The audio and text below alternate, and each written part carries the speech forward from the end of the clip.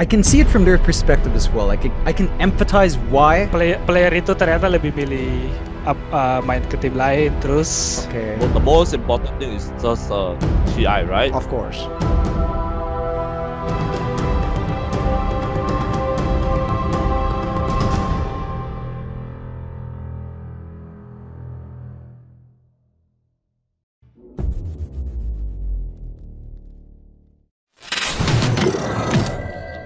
Let's move for the region that you casted in, and also you always watching in, the Southeast Asia region. Starting with the lower division, I think, because lower division is kind of hell of the group right now. Talon Esports, Army Genesis, Lil Gun, Polaris, Nigma Galaxy, Southeast Asia, even Ragdoll, and also 496, and also maybe EAP is not doing really well in the first half, but yeah, they kind of still become a little rock that maybe gonna make someone fall on the lower division. But let's start with the team that just come out of nowhere and creating a Dota team that competing in Southeast Asia, Talon Esports. But before we start talk about Talon Esports, maybe you guys heard that some rumor that Talon Esports is like a running away from region that playing before is North America, that they playing on the Southeast Asia. The rumor is saying this is maybe a kind of valid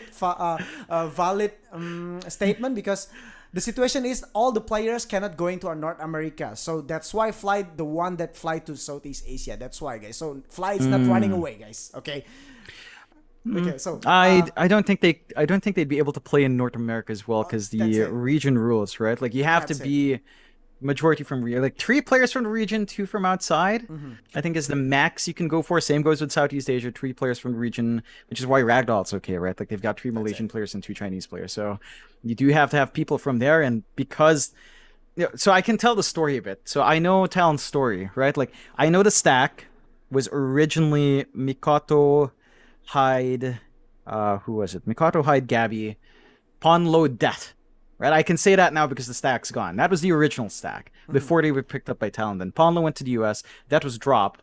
Then they took KP and Fly. Then they got signed. Right, so the stack was there. At least the 3 players were together already. Okay. Mikoto, Hyde, and Gabby was already together. So that stack was already established. This is not like a random stack. Fly and KP are kind of additions to that. But the somewhat core of Talon has been there for at least since post-TI. So they've been playing for a bit as 3. The addition of the 2 seems to be a bit rustled, though. I know for a fact that when Ponlo and Det were together in that stack before they were Talon, they were doing really well. At least from the rumblings I heard, their scrims were going well. The stack was doing good. So yeah, maybe some of that secret sauce disappeared, but we'll see. Okay, so is this the result right now that Talon having? Is this kind of something that you are expecting? A new team that just come to the new region. Fly comes to the region that he never played before. Kind of bit different with the North America region. How the teams play, the meta here, and also the meta on the North America is kind of bit different. Is this the result that you can expecting more about from Talon Esports, or this is the only best result that Talon having right now? I expected a lot better. I'll be honest. This is really disappointing for me seeing this from Talon, because I had really high hopes for Mikoto and Hyde, and obviously Gabby's a fantastic pause one, especially when he played on TNC. And KP is a very established offlaner as well, very stable. He has his flashy lineup, he has his flashy heroes. On SMG, they had some really creative drafts for KP, like the offlane Venge with support Alk combination that they always used to run. When we saw these results from Talon, when I was covering the open qualifiers, it was tough seeing what was happening there, because you kind of expected them to do better. They dropped to Ragdoll on the first time. They did manage to clear out on the second open qualifiers, but I did not expect Ragdoll to put that term fight. Not discounting VT Fade in his stack, because they're doing really well in the lower div right now.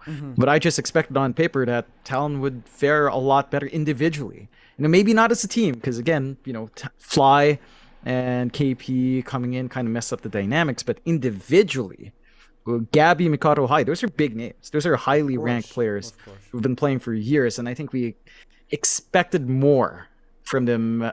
But Dota's a team game. Even if you've got all stars, if it doesn't work as a team, you're gonna have a rough time bouncing back. So I think Talon's gonna have to sort that out. Now, there is some good news that I think I can share. As far as I know, Talon's all together now.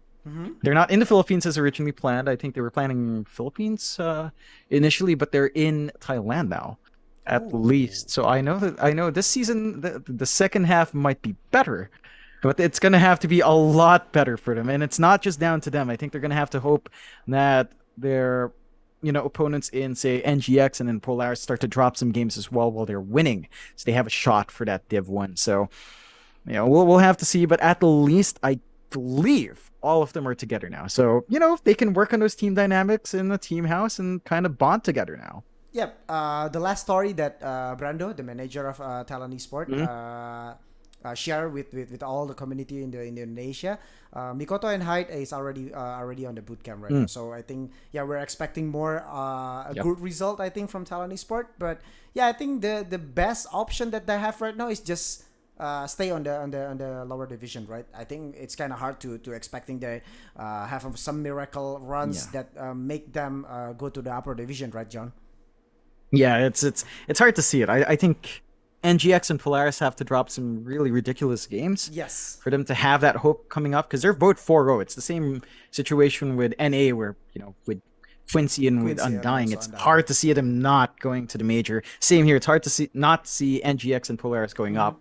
There is a chance, so like Ragdoll is also in the running there, going trio. So I think it's more likely that Ragdoll might be able to upset one of those two than Talon. So I think Talon, just hammer it in, try to win as much as you can, work on your team cohesion, and kind of come out stronger by Tour 2, because Tour 1, they're likely going to end up middle of the pack. Maybe they'll place in third. It's not promotion, but it gives them a good sign for the next tournament as well, for the next tour. Okay, so because you mentioned about Nigma Galaxy Southeast Asia and also Polaris, they the result that they have right now is a 4-0, like you said. They're sitting on the same position, on the first position. Just matter of something that I don't know why Nigma Galaxy on the top of the Polaris. But the question is this Nigma Galaxy that you're expecting last season, or is this just matter of time that Nigma Galaxy gonna comes up as a top team on the lower division right now? I think this was the NGX I expected 3 months ago, but if you asked me a month ago about NGX, I would say this is really unexpected. Because so when BTS Pro Series, the latest one, happened, I think NGX had a reshuffle. They lost Alacrity. They had Mikoto for a while. Yes. For something. They shifted around, and then they shifted Alacrity back. And when Alacrity came back, NGX didn't look so good because, let's be honest. You kick a guy, you take someone else, and then you take him back. It doesn't feel good, right? Like you're the guy who was kicked. Now they're asking you to come back in. Maybe there's some resentment. Maybe the team cohesion doesn't work. Maybe some arguments break out. But NGX now is looking as good as before. All right. Like say pre-TI or maybe post-TI Pro Series, the earlier one. So I think NGX is in a good spot. This is exactly what I'd expect from Kami-sama coming in. Oh. It's a good sign for them to get promoted. I'm looking forward to that. And they need to hold steady, but it's looking good. Hopefully it's not jinx, but they have been looking really darn good. And it's great to see, because again, the last time we saw them before DPC, it was not good. Like Pro Series was not a good look from them. They looked really awkward when they took Alacrity back in, but it looks like they've sorted that out, which is great. Okay, so what about Polaris? I mean, Polaris is doing really well with the Natsumi, Maphis as a fifth position. They're doing really well, and they deserve this result, I think, because all the teams that are not really doing well, and then Polaris comes as a better team on the lower division, and I think these two teams gonna end up get promotion to the Division 1. John, how about you?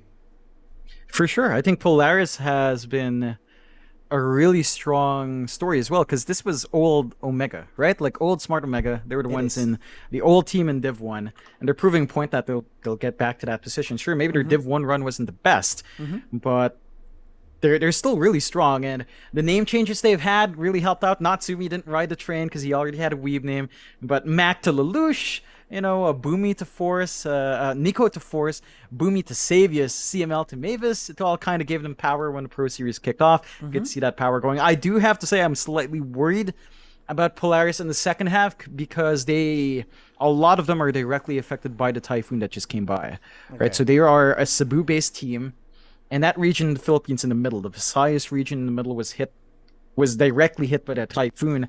I know if they were boot camping in Cebu, that's not good news, but I believe they're not boot camping in Cebu. So they're boot camping in, I think, around Metro Manila, not in Cebu. So they're as a team, they're okay, but I think they might have some concerns about family that might affect them. So that might affect their train of thought, which is natural. I'm not saying don't care about your family, focus on Dota. Like you do have to be concerned for family. I'm just hoping that they can take the time needed and recuperate because they're in a good position. And if they keep it up, they go back to Div 1, they have a shot at a major. It's going to look great. But there are some immediate concerns that might affect their plays. Is all I know. Like we've seen CML posting about the damage in Cebu, his concerns there. So hopefully the players' families are doing well, and anyone affected is doing well. But that could be a factor for them in the second half here. Okay. So the team that's gonna be eliminated from the DVC season for the next couple of months, I think. Who's the candidate? I mean, like Army Genesis is on a bad situation. 496 also in a bad situation. Same position with the Interactive Philippines. I mean, 3 of them is going to at least get one more chance to stay on the lower division. John? I would say 496 and IAP are set. I think AG is a team that, I'm friends with a lot of them. I'm friends with Wami, I'm friends with LOAM, DB. I was friends with Mamang Daya as well while he was there. Like all of them they're really fun people. That's why. But and UK. They're very young. They're fun. But I think AG can hang on simply because when AG plays great, they look insanely good. When they actually play really strong, they look insane. Like Wami on his offlane, and he gets like his timber saw and he growls. It's wild. I think Varish and Azura have been maybe underperforming. I'll be honest. I don't think they were not outright improvements over UK and Mamang Daya, but I think they aren't bad either. I think they're starting to gel in. And I think it is likely they get to keep their spot over IAP and 496. I think out of these two teams, like IAP, I kind of expected these two teams to be on bottom, like 496 and IAP. 496, I was a bit saddened by because I do like Ghost as a pos 1, watching him on, I believe it was Team Mystery before, if my memory is not that busted. He was fantastic on that team, and 496 is in a weird spot. Like talking about that team, they have Excel Learn from Singapore and Ohio guiding them. They went from this full Vietnamese stack like a year and a half ago or a year ago, where they had Hung Hung, they had HTZ, and they had Yasi, and now they only have Red and Bombi. It feels like the team's been trying to rework themselves for a while, and I think language barriers play a big part for them. Maybe not that's bad, but it's not like everyone's a first English speaking person. So it's not the comfiest situation for say Red and Bombi in communicating their ideas. And I think that's a big factor for 496. It's just very hard to make that circumstance work. For IAP, I don't know what to say. Like, IAP is such a weird team because when you watch them in Filipino tournaments, like I've seen them in Predator Esports Circuit, Predator Community Cup, I've seen IAP play, and they look amazing. They beat Execration so many times. Like, you would not believe Execration, a Div 1 team, gets beaten by IAP, their sister team. And it's so strange because they can be really good. But on the other hand, this is kind of what I expected. That great performance isn't really the expectation. I think this kind of lines up. I think IAP, I don't know what to say. Like, I think Marv is a very solid pos 1. It does feel like they rely a lot more on Luciano S-God in the offlane, right? Like, I think recently it's really been Luciano setting up for them, and his standout heroes has been like Spirit Breaker, which is almost always insta-banned. I just feel like a lot of teams have read IAP very well This is a very veteran stack as well. It's not like a bunch of new players when you've got Luciano, Kimo, and to an extent Marb, kind of well-known figures locally. It does feel like a lot of teams kind of have the info on them, so we'll see. But I think it is likely those two teams will drop down, 496 and IAP, which is unfortunate because IAP came in from close qualifiers. You know, you want that Cinderella run coming in from qualifiers into, let's say, a promotion, but it just doesn't look like IAP season this time. Okay.